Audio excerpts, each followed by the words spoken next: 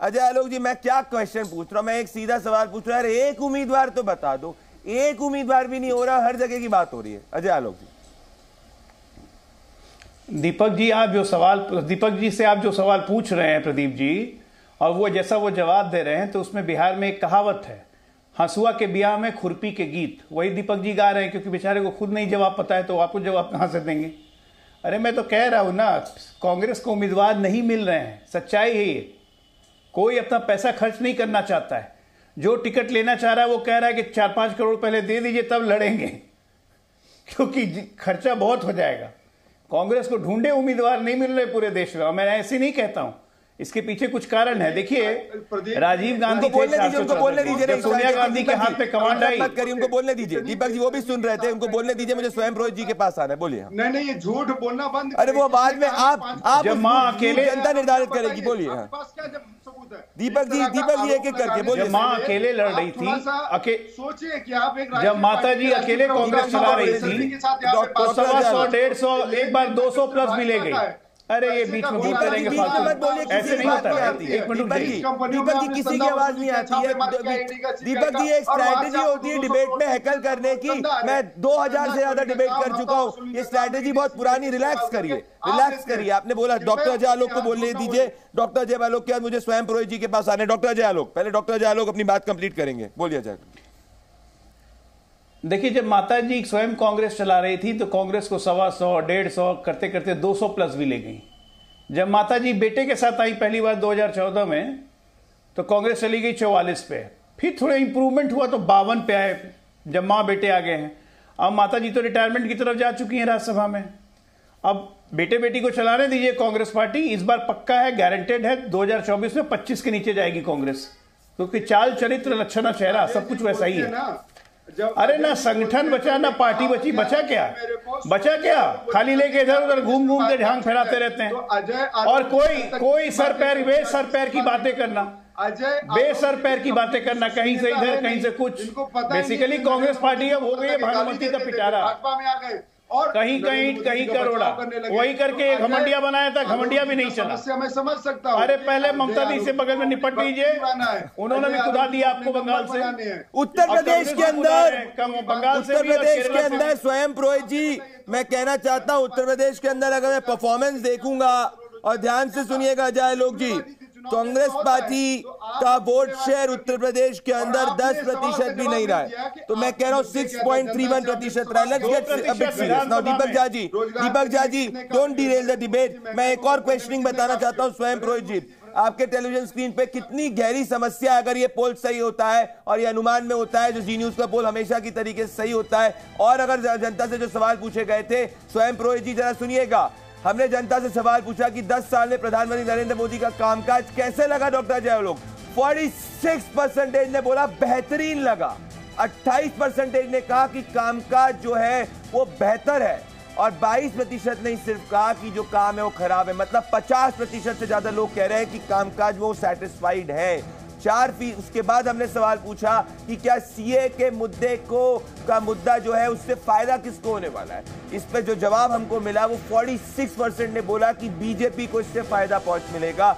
21% ने बोला कि भाई इससे विपक्ष को फायदा मिल सकता है, और सिर्फ 25% ने बोला कि इस संदर्भ में उनकी कोई राय कोई डेफिनेट नहीं है। तो इसीलिए स्वयं पुरोहित जी आप समझिए, जब 50% से ज्यादा जनता अगर सेटिस्फाइड है काम से, और जब आपके अलायंस पार्टनर कांग्रेस स्वयं पुरोहित जी अभी तक 100 सीट नहीं डिक्लेयर कर पाई है, आपको चिंता नहीं होती? अलायंस मतलब कि एक टैक्टिकल अलायंस, ऑफिशियल अलायंस नहीं है। तो स्वयं पुरोहित जी आपको चिंता नहीं हो रही कि आप कह रहे हैं कि आप नरेंद्र मोदी जी को हराएंगे, पर आज की स्थिति में कांग्रेस पार्टी जो 180 सीटों पे, स्वयं पुरोहित जी को दिखाइए मेरे साथ में, और मेरे साथ में स्वयं पुरोहित जी को दिखाइए। स्वयं पुरोहित जी, आपको चिंता नहीं होती इस बात की कि जब कांग्रेस पार्टी जो 180 सीटों पे बीजेपी से लड़ रही है, उसने अभी तक 100 सीट में अपना उम्मीदवार नहीं डिक्लेयर किया है, मेजॉरिटी सीट्स पे अभी जो है उसका वोट शेयर कमजोर होते जा रहा है, तो एक बंगाल पे, सिर्फ एक बंगाल में जहां बीजेपी से कंटेस्ट कर रहे हैं हेड ऑन, उसके बेसिस पे आप कहां पे नरेंद्र मोदी जी को डिफीट कर पाएंगे? सुनिए, सावन के अंधे को हर जगह हरा ही हरा नजर आता है। अमीर और सुखी व्यक्ति को हर जगह सब जगह लगता है कि सब जगह ऑल इज वेल। 2004 में भी ऐसा ही था। India signing, feel good factor, कैसी हवा निकली थी 2004 में देश की जनता ने देखा था। ये 2024 का चुनाव भी देश के संविधान को बचाने के लिए, जिस तरह से सुप्रीम कोर्ट के जज चंद्रचूड़ जी ने आज सुप्रीम कोर्ट को बचाने के लिए एक तरफा एक व्यक्ति है जो लड़ रहा है, वैसे ही हमारी दीदी ममता बनर्जी है, पश्चिम बंगाल में मजबूती से लड़ रही है। रही बात इंडिया गठबंधन की, तो इंडिया गठबंधन में हम लोगों ने लड़ा है, हम लोगों ने 31 दिसंबर तक का टाइम दिया था सीट शेयरिंग के लिए, सीट शेयरिंग नहीं हो पाई है। चुनाव हम लोग मजबूती से लड़ेंगे, जो जहां मजबूत है वो वहां उतनी ताकत से चुनाव लड़ेगा। तो देखिए, पश्चिम बंगाल की 42 सीट, आसाम की 4 सीट और नॉर्थ ईस्ट की 1 सीट और उत्तर प्रदेश में भी 1 सीट पे या 2 सीट पे हम चुनाव लड़ेंगे। तो ये पश्चिम बंगाल और उत्तर प्रदेश लेकर के पूरे देश के अंदर में आप चुनाव डिक्लेयर होने दीजिए। चुनाव डिक्लेयर होने के बाद में आपको पता चलेगा कि किस तरह से डे बाय डे डिक्रीज होगी भारतीय जनता पार्टी की। ये मीडिया में इतना पैसा एक एक सेकंड में एडवर्टीजमेंट आ रहा है, कोई जवाबदेही नहीं है कि किसका पैसा लग रहा है, कौन लॉटरी की कंपनी वाले भारतीय जनता पार्टी को फंडिंग कर रहे हैं, कौन लोग इसमें जुड़े हुए हैं, इसके बारे में कोई जांच कुछ नहीं होती है। मगर आप मुझे चंदा दो, मैं तुम्हें धंधा दूंगा, न खाऊंगा न खाने दूंगा बोलने वाले जो गारंटी की बात करते थे, ये उनका नारा था। मगर देश की जनता, पढ़ी लिखी जनता, 43.5% बेरोजगार है। उस मुद्दे पर अगर चुनाव होगा तो नरेंद्र मोदी जो बंगाल में आकर के अब की बार 200 पार का नारा दिया था, वैसे ही अब की बार 400 पार का नारा भी उनका वैसे ही धराशायी होगा। आप देखिएगा किस तरह से आने वाले समय में, देखिए पश्चिम बंगाल हो चाहे अन्य राज्य हो, जो भी राज्य है जहां पे क्षेत्रीय पार्टियां मजबूत है वहां पर वो बहुत मजबूत, बहुत अच्छा रिजल्ट करेगी। पश्चिम बंगाल का बकाया पैसा आज भी नरेंद्र मोदी नहीं दे रहे हैं। आज 1,60,000, मेरे को बहुत कम समय मिला।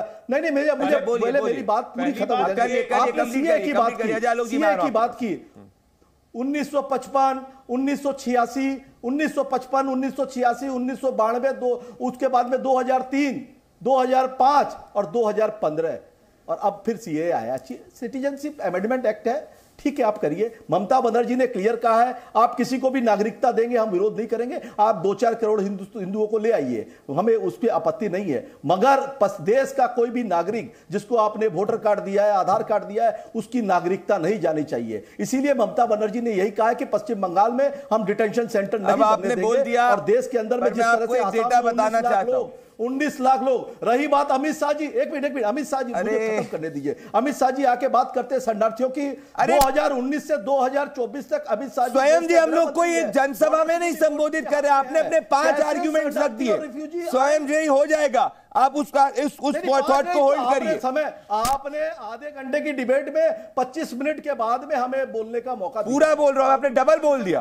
मैं आपके पास वापस आ रहा हूं, ऐसा नहीं आधे घंटे आपको रोकूंगा, स्वयं जी आधे घंटे नहीं रोकूंगा, अजय लोग के पास वापस आपके पास ही आ रहा हूं, निश्चिंत रहिए आप। जी न्यूज़।